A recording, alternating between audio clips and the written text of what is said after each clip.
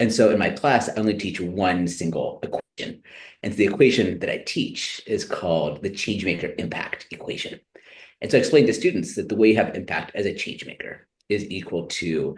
Okay, great. Hi, everyone. Welcome to the Tools from Therapy podcast, the podcast where I try to invite guests on so that we can learn something about psychological transformation, especially for purpose-driven leaders, for people who want to make some sort of positive impact in the world. And speaking of positive impact, today's guest is our first non-psychologist that I've had on the podcast, but I just had to have him on because I read his book, Becoming a Changemaker, and it was mind-blowing. It was so psychologically dense, and so I thought it would be great to have a discussion between someone of Alex's background and having a discussion with a clinical psychologist. I thought would be very interesting. So uh, Alex Budak helps people spark change, find fulfillment, and make an impact wherever they go. An award-winning faculty member at UC Berkeley's Haas School of Business and School of Public Health, his impact-focused courses teach students to think, act, and lead differently, and have even inspired student tattoos. His book, Becoming a Changemaker, is being translated into 23 languages. CNBC named it a top 5 nonfiction book about work. Alex began his hands-on, community-driven change work as co-founder of StartSomeGood. The platform has raised millions of dollars to help launch and scale new change efforts in over 50 countries. A UCLA and Georgetown graduate, he has spoken on leadership, change, and meaning around the world, from Ukraine to Cambodia. He regularly leads workshops and keynotes for organizations like Accenture, Salesforce, the World Bank, and UNHCR. A few more things. Alex loves traveling, 39 countries and counting, although he hasn't been to South Africa, trying new workouts, and spending time with his favorite change makers, his wife Rebecca, and their toddler son. He also once learned the hard way to never go budget skydiving, which I thought was a very funny thing to put in your bio. But yeah, welcome, Alex. Thank you. Thanks for having me. Great. My first question is, what are these tattoos that you're speaking about in your bio? Tell me more. Well, you probably remember from the book that I break change making down into sort of three parts, and we'll probably discuss it during our conversation. We have mindset, sort of how you see the world around you, change maker leadership, how you engage others in the change, and then change maker action, taking those small but crucial first steps.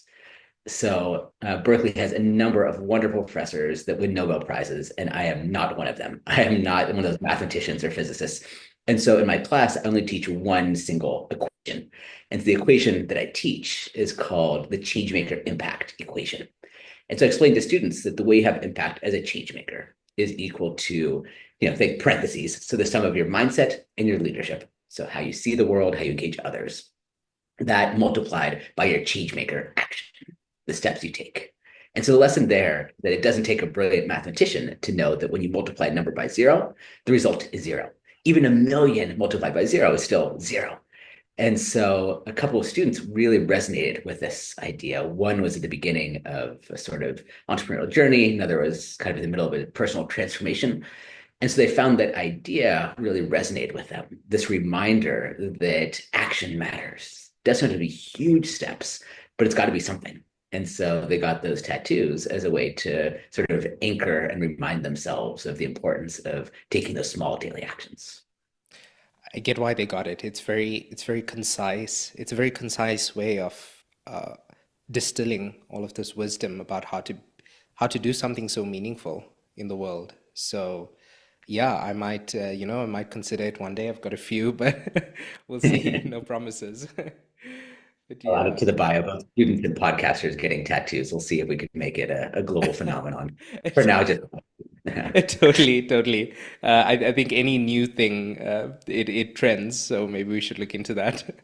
So, yeah, Alex, tell me a bit about what it means to be a change maker in your eyes, and then maybe you can give that broad overview of what those three sections are, and then we can get granular from there. well, the way I came at this is, I've always been passionate about change. And so whether that's in some of my public policy graduate work or my social entrepreneurial work, I've always been thinking about change. But I think we tend to think about change in a rather exclusive way of sort of saying, okay, to lead change, you need to have power and privilege and positionality. But the more I started doing this change work, I realized that actually change takes many different types of forms. Easier, of course, to have certain status or power, but that change is actually for all of us. And so, in thinking about how we could sort of conceptualize that, that concept of change making became really the driving force of my career. And so, the way I think about it, change rate, the way I define it, and I should say there's not one single definition everyone agrees upon, but I say change maker is someone who leads positive change from wherever they are. And so that definition is radically inclusive. There's no mention of roles, no mention of titles. It's this identity you can layer on top of your existing ones. So you could be a change maker doctor, a change maker therapist, a change maker parent, a change maker friend, way of seeing the world around you and your role in shaping it. And as I teach my classes at Berkeley, I usually begin on the first day by asking the question and saying, okay, if you couldn't use the word leader, what word would you use instead? And it leads to this wonderful discussion. Actually, I'll ask you, what comes to mind for you? Like, what would you use if you couldn't use the word leader? If I couldn't use leader, influencer, although that sounds very social media related, but Yeah, yeah, that's a influencer. common one that comes up for many students. Some say mentor, guide, coach. Mm, Sometimes there's analogies of like pilot or captain or compass or visionary. So you can kind of paint the picture. mm, But the reason I do that is I think words matter, and it gets us out of some of our traditional notions of what it means to be a leader. Because the truth is, there's so many people that are leaders, but just in that kind of limited definition of leader, don't see themselves. And maybe they say, look, I want to be a leader, but I don't have any followers. I don't have a title. I don't have direct reports. Maybe I can't be a leader. And so I found that Changemaker is actually a more inclusive way to think about what it means to be a leader today. And it also encapsulates perhaps some of the ideas we'll talk about today, certain mindsets, certain leadership traits that are accessible to all. And so I hope that it's a broader way for us to think about how we show up in the world, how we engage in the world, and hopefully how we change the world. yeah. What made you write a book that's so psychologically dense? And by psychology, I mean psychology is a scientific study of mind and behavior. So, as a clinical psychologist, I'm interested in how to transform aspects of the mind and aspects of behavior. And that pretty much encompasses two of those three sections for you. You know, the action element and then all those, the mindset element. So, so much psychology in there. What made you see, just in a broad sense, what made you see the importance of the internal psychological work for change makers? I've always been interested in psychology. I haven't talked about this much, but I actually was a psychology major for a little bit at UCLA, and I loved the social psych side of things. But the major at UCLA was very biologically driven, a lot of neurobiology and neuroscience, and I just could not hack that side of things. If I could have just majored in maybe social psych, maybe I would have done that. But anyway, the biology, or I guess my lack of talent, skill, dedication to the biology side that kicked me out of the major.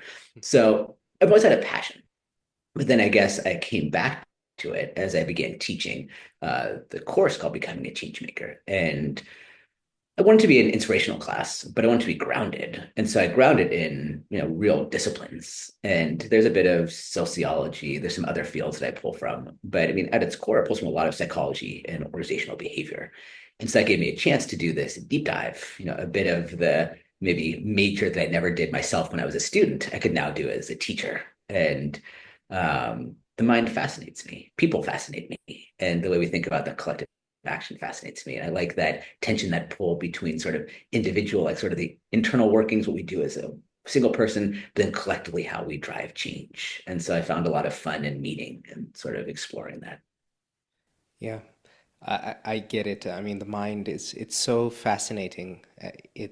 I used to study engineering actually, and I switched over to psychology, and there's not a day where I regret that decision because the mind is the most complex thing in the universe to me, and just with those billions of neurons, and it never ceases to amaze me. Every person I see in my therapy practice is so unique, so different.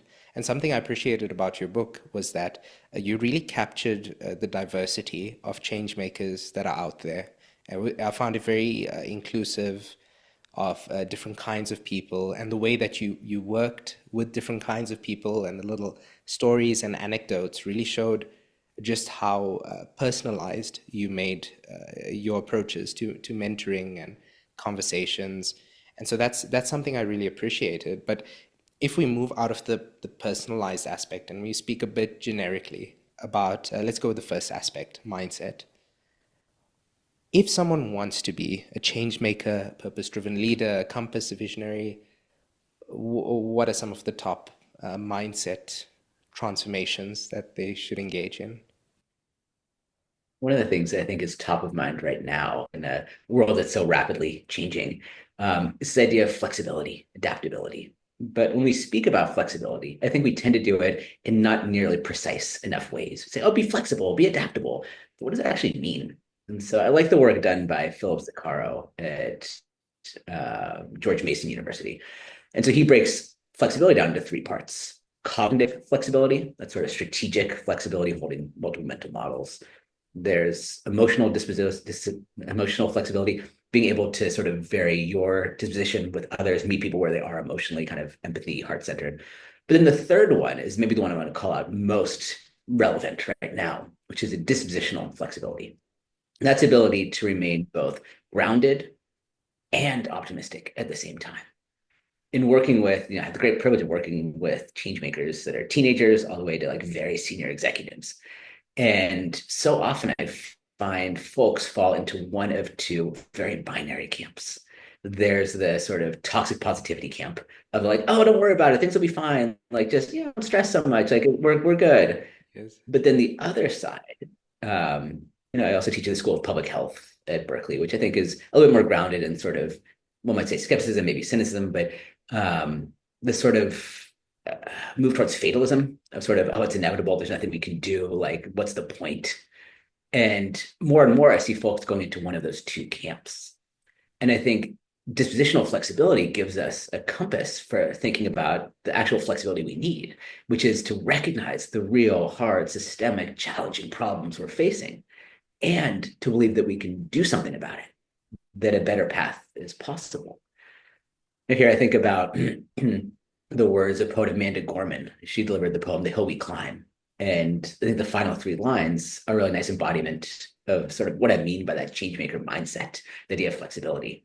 So she closes her poem by saying, for there is always light, if only we're brave enough to see it, and if only we're brave enough to be it. That idea that there's always light, that use our dispositional flexibility. Don't pretend the world is perfect. Don't pretend our inner lives are perfect. But recognize that there is a light, that even in hard times, a better path is possible. Even if we don't see the end of that road quite yet, we can imagine that light, for there's always light. If only we're brave enough to see it. Sometimes we think that being a leader, being a change maker requires that sort of like CEO level vision. The like, oh, let me set the corporate strategy. But that's not what I mean by vision. I think a vision is basically seeing things others don't see quite yet, whether that's a possible future for yourself, a possible future for your community, a new trend, a new opportunity, a new possibility. Being able to see things that others don't see quite yet, a status quo that needs to be challenged or disrupted. And that third part, if only we're brave enough to be it. I think being a change maker takes courage. In my class, I don't overtly teach courage, but it's a sort of red thread that runs throughout the entire class, because I think that's core to being a change maker. And what I really value is the courage of not perfection, not of saying, look, I have it all figured out, I'm perfect, let's do this thing, but rather the courage of imperfection, to sort of say, I think this change is possible. I believe in it. I can sort of see a spark. I don't know how we'll get there. I don't know if we'll get there. I don't know what the steps are, but come along with me. Let's do this. This thing matters. And that's a type of courage that I really like. And so as we think about sort of key mindsets around dispositional flexibility, or in the words of Gorman, right, this idea of there's always light, if only we're brave enough to see it, and if only we're brave enough to be it. Yeah, beautiful, beautiful phrasing, very inspiring. I remember when I read that in your book, I remember thinking, this is such a fascinating idea that if you can't see the light, you can be the light.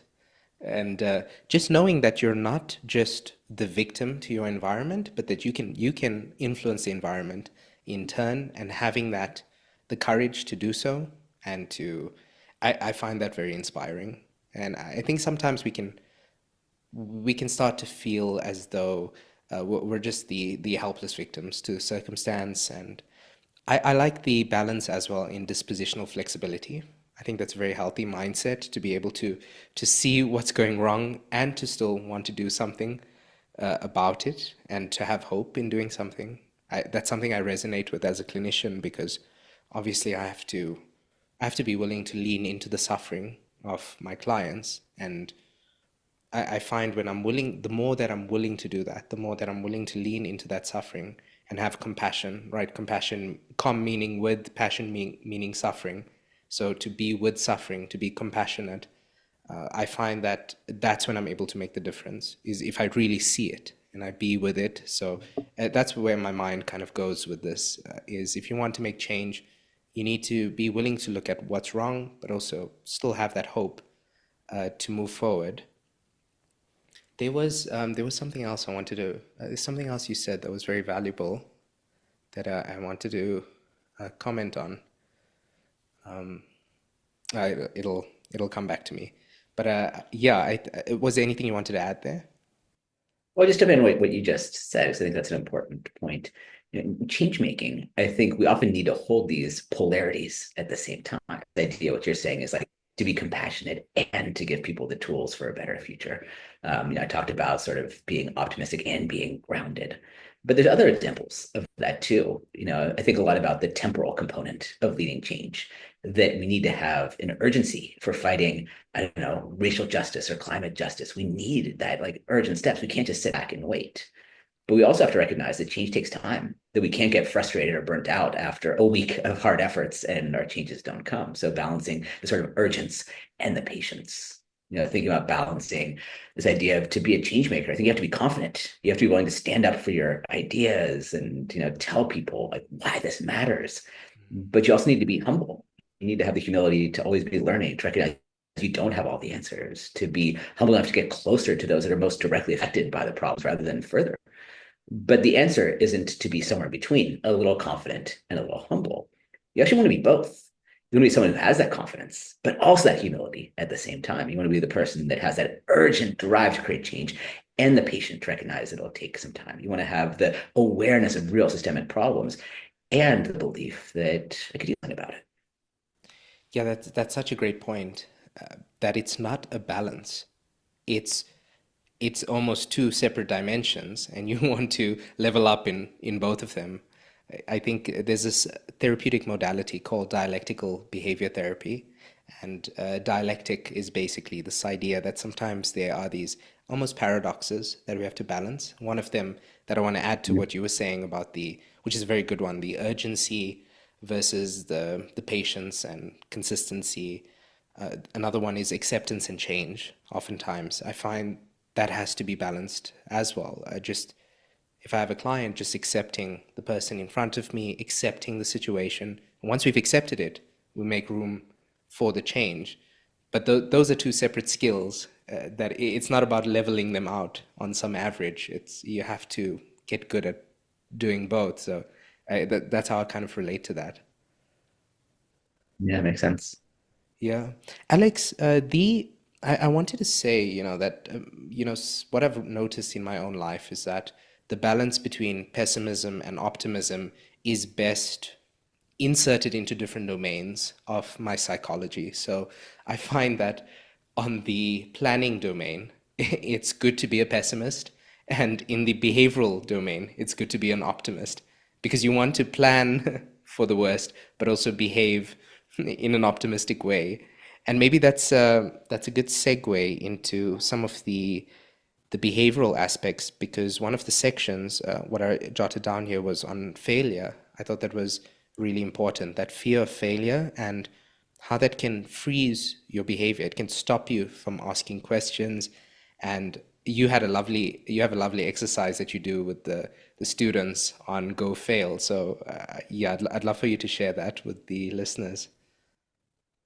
Yeah, I can imagine that many of the listeners to your podcast are similar to my students at Berkeley. They're sort of high achievers. They've done a lot of things right. And when you have that path of success, it can feel really scary to go fail. But having learned this, honestly, the hard way from my own change efforts, that if you're going to lead any type of change, you are going to fail a ton. I failed all the time in just say my social entrepreneurial efforts of fundraising, developing new partnerships, launching products. Like it just you're constantly failing. And I think so much of it is not whether you will fail, because you will. It's how do you respond to it. And I've seen more and more people that sort of once they hit that first failure, they give up. So maybe they want to write a book. They tell a couple of people about it. The first two people like it. And then the third editor says, nah, it's not for me. And then they go, oh, okay, I give up. That's it. But usually the magic happens sort of on the other side of failure. And so in my class, we do an entire week all based around failure. We do some social science research, we do a case study, and then towards the end of class, I just put up a slide that says two words and just says "Go fail." And students started to kind of look around nervous, like what's going on? And they put up the next slide. I go, okay, yeah, you have 10 minutes. You have to go leave the classroom and you have to go get rejected. You cannot come back until you've asked for something and someone has said no. And if this scares you, well, you're just like my students because I can actually see from the front of the room somatically the way they respond. They start turning a little bit redder, they start sweating a little bit, they're shuffling nervously in their seats. This is really uncomfortable for high achievers that are used to succeeding, quotation, succeeding in everything they do. Failing and failing on purpose is deeply uncomfortable. But it's an assignment, and I tell them, look, I'll be at the front of the room if you want a little guidance, a little coaching. I'm here, but I'm serious. 10 minutes, go fail. The students come back or leave and very nervously. They come back and the energy is just off the charts. It's amazing to see the transformation. We see that a couple of things happens. So kind of historically over time, I found that about 1/3 of students ask for something. They're sure they'll get rejected and actually get a yes. The person says yes to their crazy requests, like the woman that went to the cafe and came back with a free orange juice, or the person that got an entire gym at the university to sing happy birthday to them, even though they said it wasn't their birthday. Like there's some epic stories about the way they got things that are crazy asks. And then really about 2/3, they do fail, they get rejected. But when they come back, they realize a couple of things happens. For the group that succeeds, that they get the thing they want, they realize that so often our biggest failures, we don't even put ourselves out there. We're so sure we'll be rejected that we don't even give it a shot in the first place. And then for the other 2/3 that do get rejected, well, they realize that nobody laughed at them, nobody made fun of them, wasn't that big of a deal. Oftentimes, people like go out of their way to really consider these requests, like the woman that said, "Hey, could I wear your shoes?"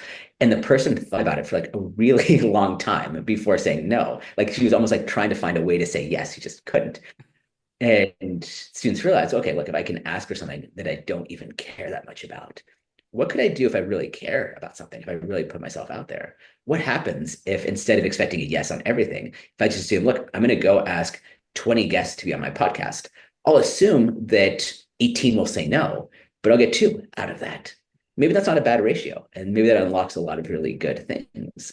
But if instead you say, well, the moment someone says no to me on my podcast, what's the point of doing a podcast? I won't invite anyone. You can go down those traps. And so I teach failure in a way that I hope is really empowering, that helps them see that failure isn't fatal and that our comfort level with failure can actually be a big unlock to our ability to create change. Mhm. It sounded very empowering to me, the way you do it. I love how experiential it is, because oftentimes these emotional transformations, like fear, only occur when only occur through experiences. I think that's something I've spoken about a lot on this channel, is that if you're trying to change your thinking, you use logic and rationality. You can do it that way. But your emotions need new experiences, corrective experiences. That's when that tenseness, that you were speaking about, that somatic reaction you get, that bodily felt feeling, that's when it changes, when you experience and you put yourself in a new situation. Sometimes we call it exposure therapy. And I do that with my clients all the time, whether they're afraid of an emotion that they're avoiding. We help them lean into it a bit, feel it a bit, realize you're not going to die. As you said, fear is not fatal, which I think that's a great catchphrase or a tattoo to get. Fear, Yeah. fear is not fatal. But I love that exposure element that you included there. And I wanted to ask you about another, it was a related section. I have it down here. I think something very related to failure are these ideas that people have about what success is supposed to look like. That's almost the flip side, is even if they don't fail per se, sometimes they feel like they're not succeeding quickly enough, or this path to success is supposed to be linear. I wanted to ask you, with the change makers you've worked with, have you ever seen a linear path to success, or what does it usually look like? Not for true success. Um, it's tempting because people wish that there were a linear model, but I can't think of a single case where it's actually linear. There are cases where people go linear and they achieve external measures of success, a promotion, a title, a salary, a house, whatever. That could happen somewhere. But I think true success, and especially through lots of change making, I can't think of a time that's actually been linear. As I think about success, I think a lot about this parable of like the greatest tragedy in life is the person who spends their entire life climbing up a ladder on a wall, only to reach the top of the wall and realize it was the wrong wall to climb in the first place.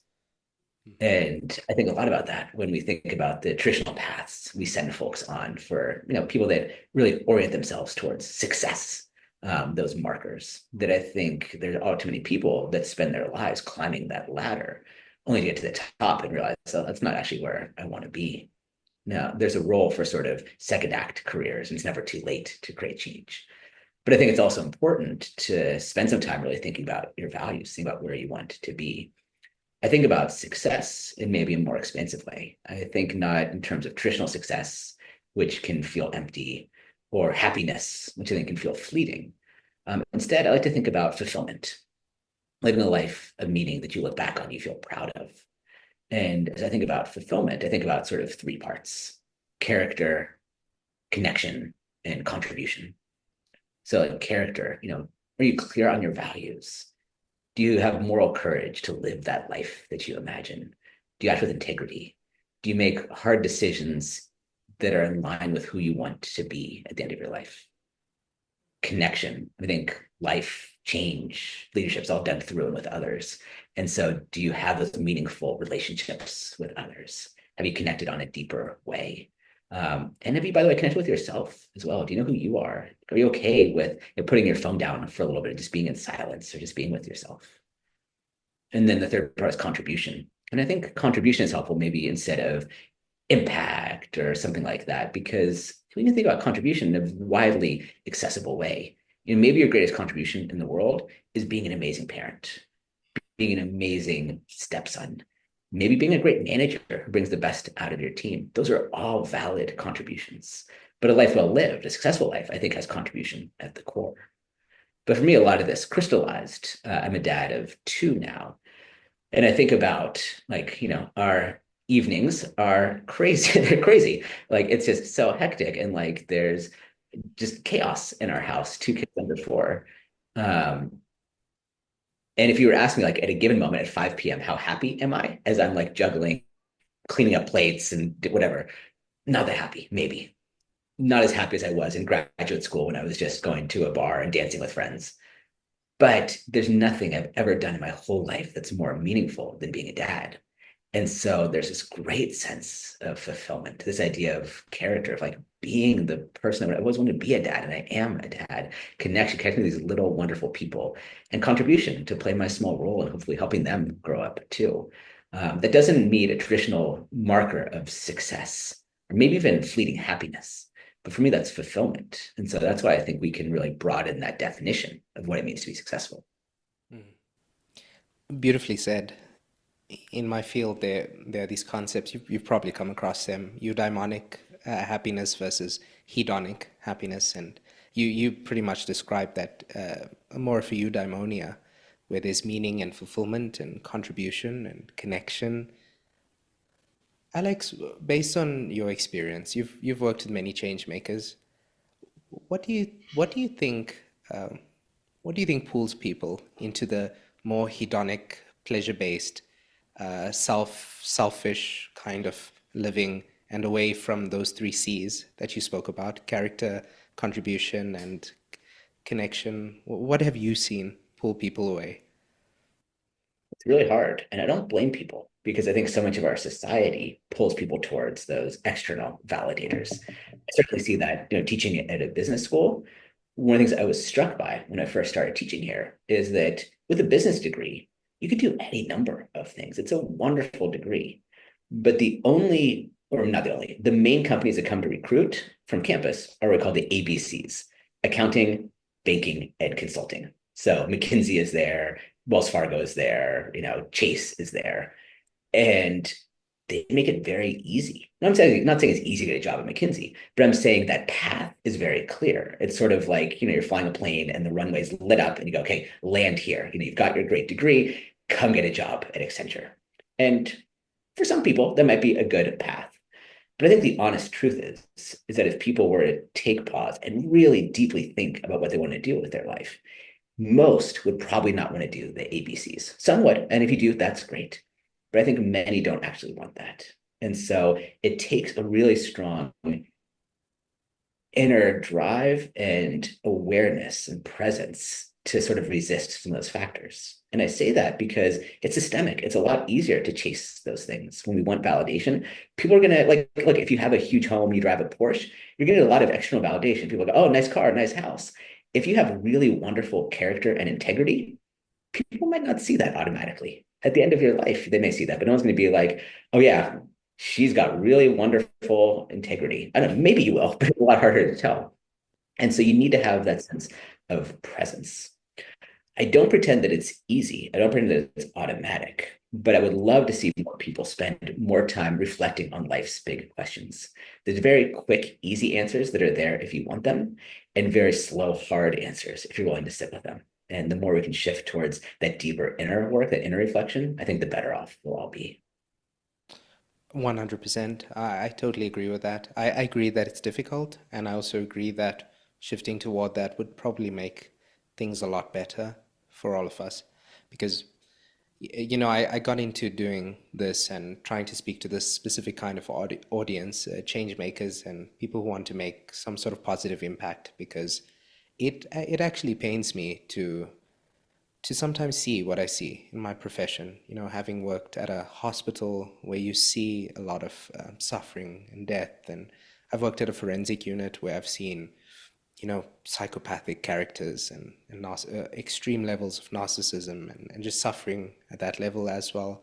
I've volunteered at places where you work with children who have these conditions and who are living in shelters and orphaned.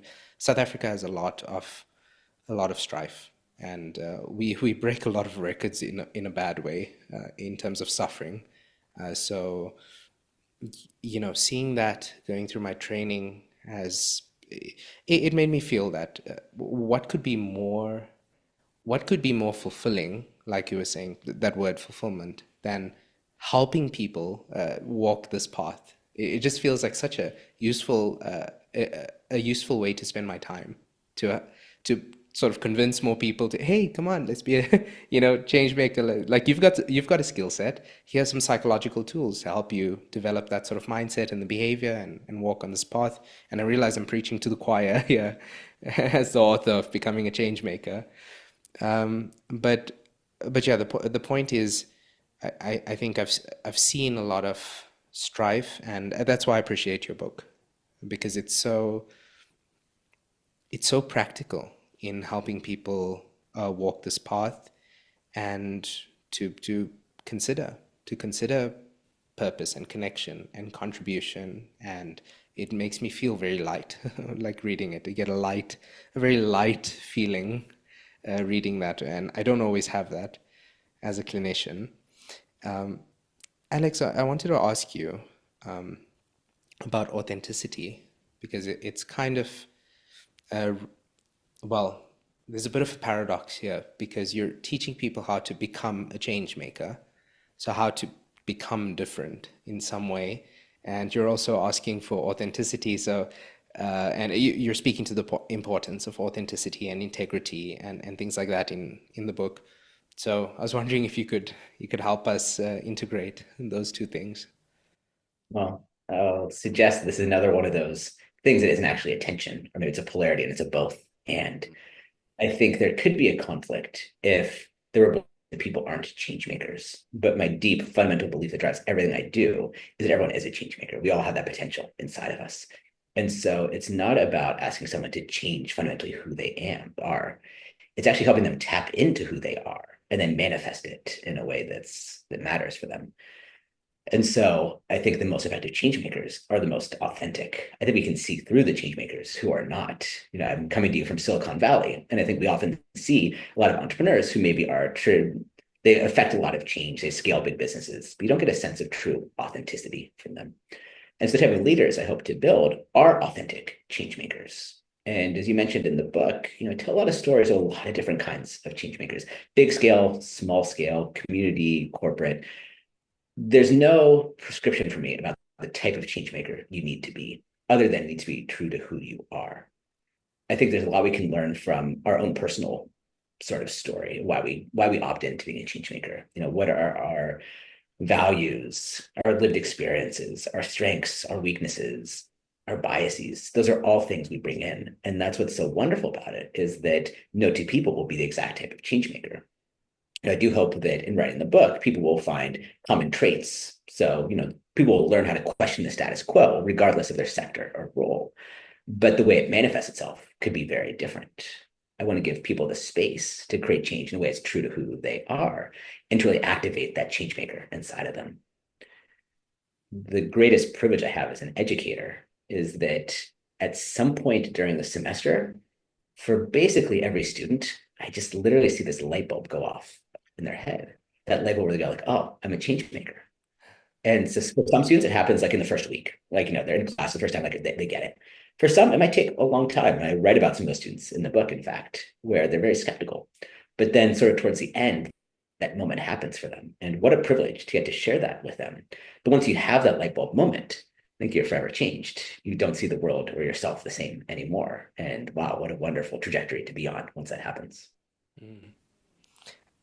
What you're speaking about reminds me of becoming, in the sense of a sculptor who takes away the excess and finds the person in there in the statue already. There's a famous quote. I can't remember who the artist was. Maybe you know it. It's something around. I didn't have to create the sculpture. I saw the sculpture in the piece of clay. I just had to Mm-hmm. reveal it, almost. Have you ever heard that? I haven't, but I like that. Yeah, I think it was a statue of David or something that was being sculpted. But that's what you're reminding me of.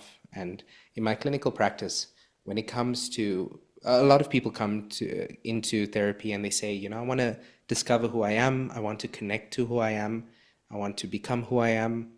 And then they oftentimes, up to that point, prior to coming to therapy, they've been trying to put on more layers. So they've been trying to get in contact with themselves by trying to be someone else and trying to put on more. It's like trying to get naked by putting on more clothes. So they oftentimes confuse discovering who they are and becoming someone, this idea of who they should be. And I definitely hear that yours is more of connecting to that inner change maker that people do have within themselves, but just about making contact with that and unlocking that. Yeah, giving them that permission to let that change maker out. Yeah, permission is a good word there. Related to this, I enjoyed the section on vision, the importance of having a vision and being able to communicate that to others. I'd like you to riff on that for a bit. What's the importance of vision for a change maker? James Kouzes and Barry Posner, they're professors at Santa Clara University. And they did this really interesting study that's always stuck with me. They took a ton of people, so tens of thousands of people, and they asked them basically two questions. What are the traits you look for, admire in a peer or a colleague? And what are the traits that you look for in a leader, someone you'd want to follow? And, it's things like humility, for instance. And I find this data very interesting. The number one in both a peer and a leader, so the number one kind of trait we look for and someone we want to work with is honesty. We want people who are fundamentally honest. That makes sense. But then the biggest change, the biggest delta between what we look for in a peer and what we look for in a leader is vision. 72% for leaders, 25% for peers. So vision is something that actually separates you from the pack. But again, we tend to think about vision as being like, oh, let me set the corporate vision strategy. But that's not really what it is. It's being able to see things that others don't see quite yet. Sometimes we think about a vision as being able to paint a picture of the future that's so compelling that people can't help but want to be part of it with you. And so being able to have that vision. But one of the things I see people really struggle with when it comes to vision is they'll be like, okay, I'm going to put 30 minutes in my calendar. So Friday from 1:30 to 2, that will be my time to do vision. That's not how it works. You need to have space. You need to be able to sort of go out and think about things. We often think that sometimes our vision needs to come as like this lightning bolt of inspiration. But sometimes we can get inspiration from other people's visions. And some work done by a professor at Harvard Business School shows us that we don't even have to do visions by ourselves. Sometimes the best visions are actually very collaborative. You as a leader might have final say over what that vision is, but you actually bring your team in to help them shape that for you. And I find that visions also work at many different levels. So we think about sort of the corporate visions, and there's plenty of those. So, one that I like is Nike's vision statement is bringing inspiration to every athlete around the world. And they have a little asterisk on athlete, and it says, if you have a body, you are an athlete. So it's kind of a cool vision statement where they kind of bring a lens of inclusivity to it. But, you sort of know what they stand for. But I also like visions that are on the more personal level. I worked with a leader who was becoming a manager for the first time, and she wanted a vision statement for the type of leader she would be, the type of manager. And her vision came out as, I ensure that my team finds joy, fulfillment, and meaning in doing their best possible work each day. And that became the vision for the way she showed up in her one-on-one meetings, her team meetings, the way she answered emails. It gave her this sort of anchor, this aspiration she was pushing towards. And it also works at the personal level too. As my wife and I are getting ready to welcome our son, our firstborn, to the family, we thought a lot about what our vision would be for the types of parents we want to be, the kid we wanted to raise. And we said, we want to raise a kid who is kind, healthy, and courageous. And those became the cornerstones of the way we parented. Anyone who's been through the early days of parenting know how completely overwhelming it is. I had never put on a diaper before my son arrived. And so all these things you have to learn. And it can feel very overwhelming, disorienting. But if you have that vision, it actually anchors you. So we'd ask these questions about like, are we helping him be kind? Are we keeping him healthy? Are we developing his courage? When he wants to go racing his bike down a hill at the park, can I get passive aggressive stares from suburban parents saying, what are you doing? We go, no, we're helping him be courageous, but also keeping that lens of healthy, making sure that he stays healthy, that he eats well, whatever those things are. I won't say that our vision of a kid is the vision any of your listeners should have, but I do think it's important to have that vision. That could be that anchor that keeps you going when things are hard. I think it's a great vision to have. So, yeah, I'm wishing you all the success with that. And yeah, vision to me really seems like the destination you put into the GPS. And regardless of whether you take a wrong turn or you go in the completely wrong direction, there's rerouting that can occur because of that destination, regardless of where you are. That's exactly right. But I just had one sort of augmentation to that, which is the belief that usually visions aren't actually fulfilled, and that's okay. So we might be saying we're going to drive across country or across continent to get there, and you might not get there because actually the best visions are what Jim Collins calls big, hairy, audacious goals. Like they're so ambitious that you don't actually get there. But when we speak towards that level, that inspires that change. So I completely agree with you that having that big vision allows us to have those detours along the way.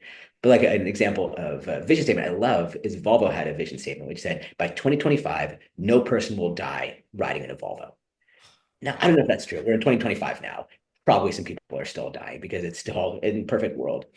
But you can imagine 10 years ago, that's a really driving force because they're not saying like, reduce the rate by 10%. It's a big, hairy, audacious goal. They're pushing towards that big vision. And maybe you don't quite get there, but it orients your decisions that you make. As you said, when you detour off, maybe something doesn't go well, you go back to that.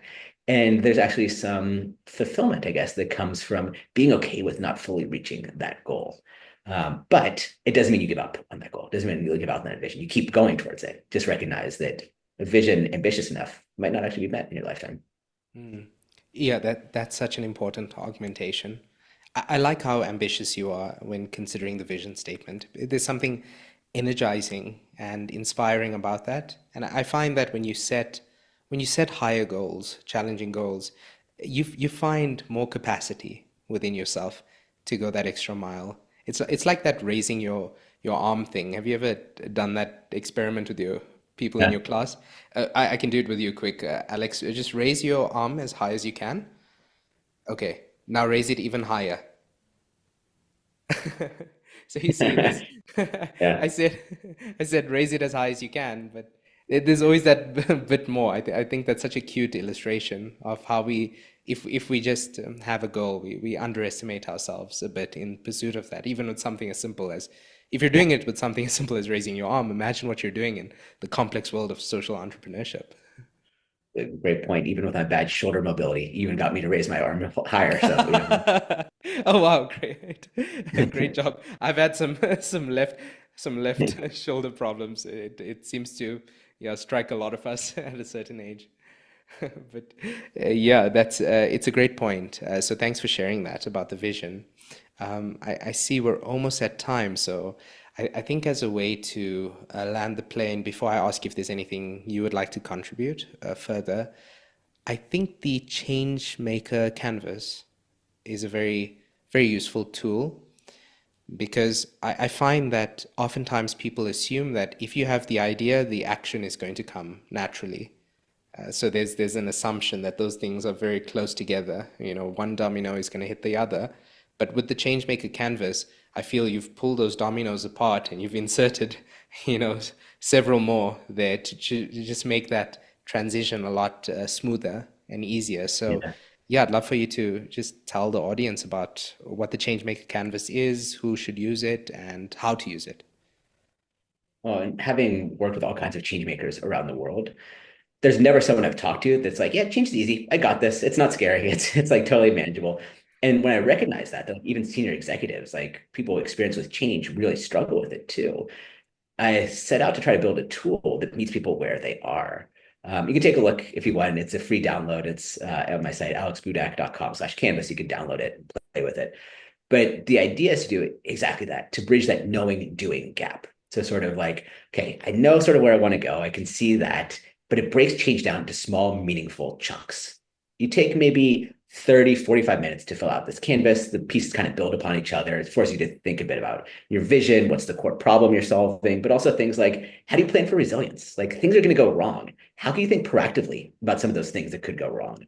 To thinking about, well, how do I measure success? How do I engage different stakeholders? Because you engage different people in different ways. There's the evangelists, the people that will champion your cause. But then there's the community. How do you know the community actually wants this change? So you spend 30, 45 minutes up front. And then what you do is you get all this stuff out of your head. You've got this one-page piece of paper. It allows you to both communicate your change. So people use it a lot to sort of pitch their change to folks that need to get on board. But also it moves things from being a strategic challenge to an execution challenge. You sort of done all the hard work. You've put it all on paper. And then literally all you need to do is just pick up your foot and take that first step. It gives you that first step. You just have to do that one step and things start to sort of waterfall from there. We found it's been used in all kinds of sectors, all kinds of roles, big changes to multinational organizations. But people tend to find that it just gives them a bit of breathing room, a bit of relief. It just sort of takes all this stress of change, gives them a tool, puts it down on paper, and they can practically move forward from there. I'm definitely going to use that. So thank you for the free resource. I think it will probably help the work I do. And yeah, Alex, anything you feel you would like the listeners to hear, these people who are interested in psychological growth and moving in the direction of becoming a change maker? This has been such a fun conversation. I'm so glad that you reached out and that you had me. So no, we covered some plenty of good ground and you asked some really refreshing, fun questions. I appreciate that. So I think the last thing I'll leave with is just the greatest joy about writing a book is connecting with people. You know, it's this amazing thing. You sort of spend a couple of years writing this book, it goes out into the world, you have no idea how it will land with people, where people will read it. You know, it found its way to you in South Africa. And I love hearing from people. So even if you don't read the book, if you've been touched by the conversation or something sparked something in you, or maybe 6 months from now you sort of find your voice as a change maker, reach out to me, connect with me on LinkedIn, send me an email. I really mean it. That's why I do this, is to connect with people. And so if there's any way I can be helpful to you, or you just want to share your own change maker story, please feel very free to reach out. Yeah, thanks so much, Alex. I've also had fun. Thank you for doing the work that you do. I think you are such a hub for so many good things that are happening. I sincerely mean that. So, thank you so much for the work you do and for sharing all of this stuff and being so generous with your time today. And where would people contact you? Is it alexbudak.com? Yeah, that's perfect. And you can find me on LinkedIn with my name. Okay. Okay, great. Well, thanks again, Alex. And yeah, have a good rest of your day. I'm gonna have some tea and head to bed after this. Thanks for having me. It was a fun conversation.